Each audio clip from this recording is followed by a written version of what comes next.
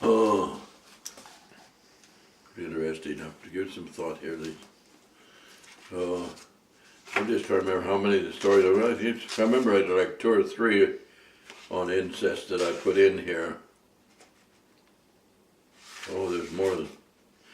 Oh yeah, Meadowlark Girl,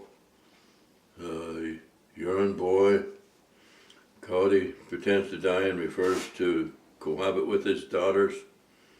Wren kills elk, and then other versions.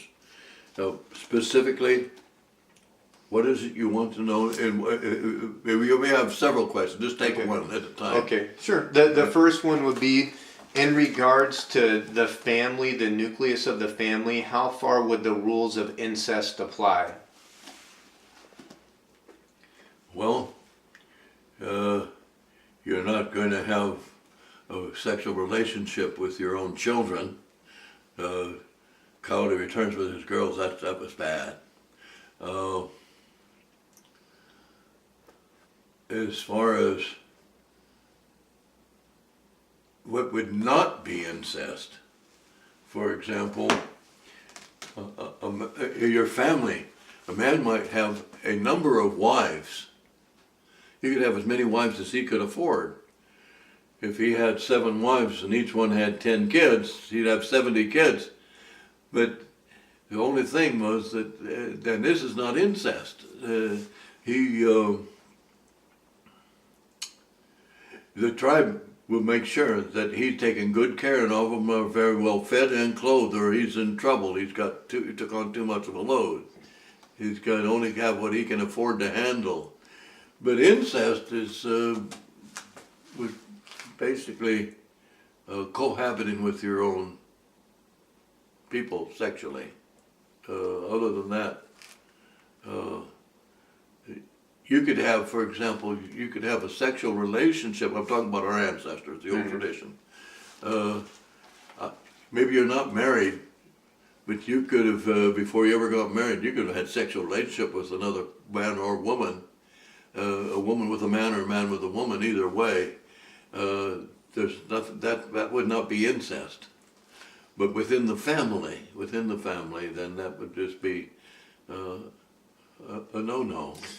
So to clarify, within family, when you gave an example of I had 7 wives, I had 10 kids with each, would the children of each different mother be able to have sexual relationships with other mothers' kids? Not before or after marriage. In fact, it wouldn't even be marriage there, because you do not marry. No sex without, in this case, within the family. There wouldn't be any sex, and you don't marry within the family. In fact, you don't even marry within your clan. So that's consequently why there was many of the marriages were with a person of another local tribe nearby. For example, I not only have Cowlitz blood, but I have Chinook blood, Yakima blood, and Iroquois blood. My father, his whole life, was an enrolled A-Lot-T of the Yakima tribe. My dad had a 40-acre allotment on the reservation between Hare and White Swan, a 160-acre allotment in the Horse Heaven country. But that was all that Chinook blood. It starts basically, to give you the example from my own life. Lewis and Clark, as I mentioned, they landed at the mouth of the Cowlitz River about in the spring of 1806. John Jacob Astor was like 3 years later in 1809, established Fort Astor, what is now Astoria. And he needed fur trappers, as later the American Fur Company and all the others they needed. And those fur trappers usually were Canadian Frenchmen who came from the Montreal, Quebec area. And they would be led out here by Iroquois guides. But then the Iroquois guides usually would return back home. But there was this one Iroquois, his name was Tawakan.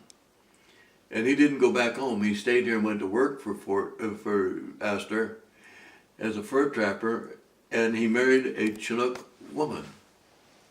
And they had a daughter then. It was one half Iroquois, one half Chinook. But it was this very same time that there was this full-blooded Cowlitz, and they Quaten Sclatwalt and his wife Queets, full-blooded Cowlitz, who had a son, full-blooded Cowlitz, that married, see, not any Cowlitz, not within the family, but the Chinook Iroquois girl. So then their daughter was one half Cowlitz, 1/4 Iroquois, 1/4 Chinook, and then the Yakima blood got into it, and then it just went on. But the tendency was normally to marry either in a separate clan with your own tribe. Bear Clan person wouldn't marry in the Bear Clan. They would maybe marry near the Cowlitz, but it would be maybe Beaver Clan or Eagle Clan or Hawk Clan, whatever. A lot of our marriage, sexual relationships, many times become an intertribal, that such events as, when it came to be blueberry and huckleberry picking time, we were going up into the Cascades. Up there was a lot of huckleberries, blueberries, but we would meet there with the Yakimas and the Squallies and Puyallups and Chinooks and so forth. And to be there for several weeks, and boy meets girl and girl meets boy. Next thing you know, we got another wedding coming off. But you're married outside of your family, for there's not to be any sexual relationship within the family. Boy, brother and sister, no, none of that. That'd be bad. You don't marry within your own family. You don't even marry within your own clan. You don't have sexual relationships in your own family or your own clan. That could be bad. I feel like clan would be an easy way to describe that, but just so I could... the clan, describing the clan. Yes, thank you. Okay, your last name is? Wardell. Wardell. Well, all those people who are Wardells, they're all a part of the Wardell clan. I see. In other words, it's the family, extended, not the nuclear family, but the extended family. Your aunts, uncles, cousins, nieces, nephews, and people that you're probably not even aware of that you're related to. They're part of your clan. Before we got the computers, when we applied for enrollment in the tribe, we had to show that we were descendants, prove that we were descendants from one of the Cowlitz who was on the roll of the census taken by Charles E. Roblin back at the turn of the century in about 1918 or something like that. I don't remember the exact date. So we put down our line of descendants as we knew them from my grandmother, my great-grandmother, great-great-grandmother, and so forth. But once we got the computers, and the tribal office started putting all that information in the computer, we were shocked. They could punch my name and get my genealogy, but it would bring up any relationship that were on other lines that tied in with my line. And all of a sudden I found, Marshall Williams and Tony and Bob and Bill. These are all, we were all descended from Sclatwalt, 7 generations back. These guys are part of my tribe, with the tribal council here I'm serving on, and we're cousins, distant cousins. But we'd all be Bear Clan. I'm Bear Clan. We'd all be Bear Clan. But that's family. So your clan could go far beyond your first cousins and your aunts and uncles, but it could go on to that all those that, from somewhere way back there. We're Bear Clan and on, or Frog Clan or whatever. But it's family. It's family. Clan is family. Kind of a separate question, but I'm curious about it. Do Cowlitz Indians today still have 4 distinct tribes? 4 distinct tribes? No, there's only one tribe. I mean, 4 distinct bands you want. Thank you, the correction, yes. The Lower Cowlitz Band, the Upper Cowlitz Band, the Lewis River Cowlitz Band, and the Hula-Quaqualioka Band. No, we aren't divided into 4 bands any longer, but we may say, we're just Cowlitz, but we may say, my ancestors were Upper Cowlitz, or I'm descended from Lower Cowlitz, or I'm descended from, we know we know which band we're descended from, but we do not identify ourselves as different bands anymore. We don't talk that kind of talk. We're just Cowlitz. Thank you. So it'd be bands, tribes, clan would be the hierarchy going down. The tribe would be the entire Cowlitz nation. Okay. The bands would be the location. The clans are family. You take the Lower Cowlitz band.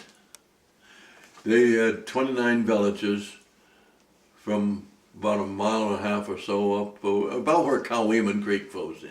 Well, where Cowlitz flows in now that's not the old place where it flowed in. Cowlitz Creek originally, when the first white settlers came in, flowed into the Cowlitz about where the Allen Street Bridge is today. They changed its course. They dug out the channel and put it way down there. Now it flows in down close to the bridge going over to the industrial area. But from the Cowlitz up to the Mossy Rock Dam, there were 27 villages, and then there were 2 more that are now under 50-some feet of water behind the dam, 29 Lower Cowlitz villages. Then from there on up through the Morton, Randall, Packwood area, there were another 14 villages. Those people from Upper Cowlitz and people from Lower Cowlitz, we don't speak of ourselves as Upper Cowlitz, Lower Cowlitz people anymore, although we know that's where we came from. We're just Cowlitz. Today we don't identify, but most of the people in the tribe are not even aware of their clan any longer. In fact, I would have no way of knowing that I would bear a clan if it wasn't for Mary Kiona. She never spoke a word of English that we could hear. She only spoke the Tainapum Sahopton. So whenever I'd talk to her, I'd have to talk to her as her granddaughter or grandson who would interpret. So one day I wanted to talk to her and wanted to know if she knew my great-great-grandmother, Olive Forci. And so her grandson was the one to be the interpreting that day, and so I said, I want to talk to Mary. What do you want to talk about? I want to know if she knows Olive Forci, my great-great-grandmother. Oh, he looked at me. You know, Olive Forci had a sister? I said, no, I didn't know that. Yeah, well, her sister, Forci was your great-grandmother, and her sister was my grandmother. He was quite a bit older than me. And he said, oh, so when I talked to, he took me right in to talk to Mary. Oh yeah, I remember your great-grandmother. I was a young girl back there in those days.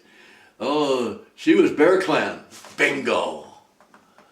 Then I discovered I was Bear Clan, but we haven't talked about clans for so many years. After the measles and smallpox and all of it, and we were reduced from, according to the Hudson Bay Company records, they claimed that they estimated our population in 1830 at about 50,000 people. By 1839, they estimated the population about 250 people. The tribe was almost completely gone from measles, smallpox, and other white man's diseases that we had no immunity for. That's when we started merging together. There's half a dozen that survived this village and the 6 from this village. We started merging together, merging more with the white populace and our land being taken, and we lost our clans. We lost our clans. Most of the Cowlitz have no idea what their clan is today. Pause that one moment.